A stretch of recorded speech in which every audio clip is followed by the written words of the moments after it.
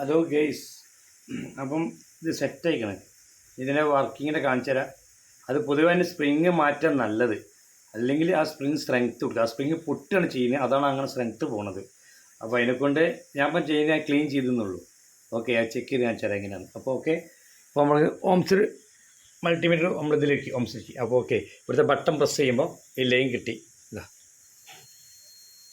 Okay, ആറായി. എന്നിട്ട് ഇവിടെ press ചെയ്താൽ അത് നിന്ന്. അപ്പോൾ പൊതുവേ സ്പ്രിങ് പൊട്ടിയതാണ്. ഇതാ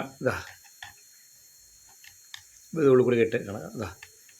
ഇതാ ലൈൻ പോയി. ഇതാ സ്പ്രിങ് പൊട്ടിയാണ്. അപ്പോൾ ഞാൻ ഇവിടെ റെസ്റ്റ് ചെയ്തപ്പോൾ ഫുള്ള് ക്ലിയറായി. കണ്ടില്ലേ?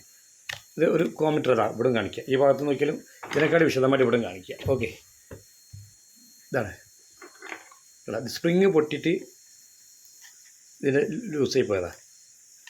കണ്ടില്ലേ?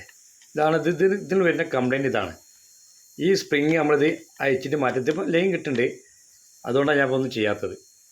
ശരിക്കും ആ സ്പ്രിങ് മാറ്റാണെങ്കിൽ കണക്ക്, അല്ലെങ്കിൽ അത് സ്ട്രെങ്ത്ത് കൂട്ടി കൊടുക്കുക ചെയ്യുക. ഓക്കെ, ഇനിയിപ്പം ലൈൻ ചെക്ക് ചെയ്താൽ വെച്ചാൽ